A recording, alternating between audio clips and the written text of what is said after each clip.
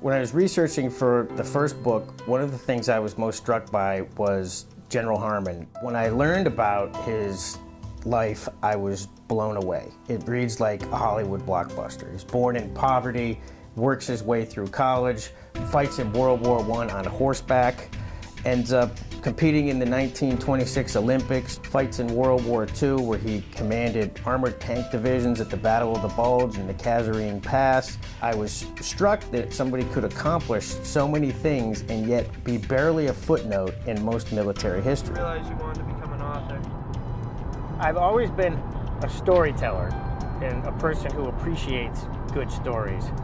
And I never really set out to become a writer or author. Major Ryan Welch was flying a routine reconnaissance mission over Baghdad. 2 observation helicopters had gone down over a particularly bad area. And when he finally found them, they were in very bad shape. And there were 4 passengers that needed to ride out of the neighborhood. He strapped himself and the other pilot to the outside of the aircraft. This is called self-extraction. This is something that pilots brief on all of the time, but nobody ever actually has to do this. We have these boxes in the attic. They're full of American Indian artifacts.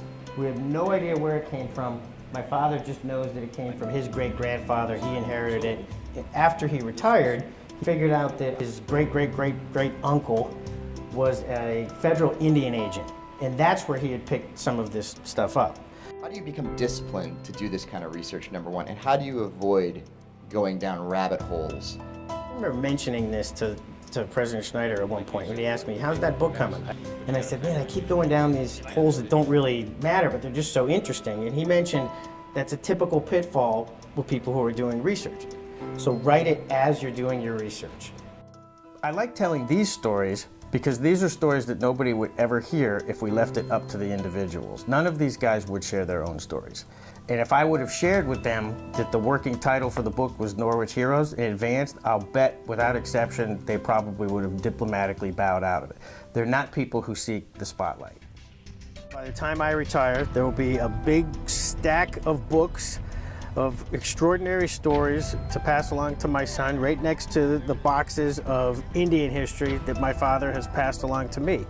And hopefully my son, once he's old enough, will stumble upon that stuff in the attic and he'll be inspired to keep that storytelling tradition going.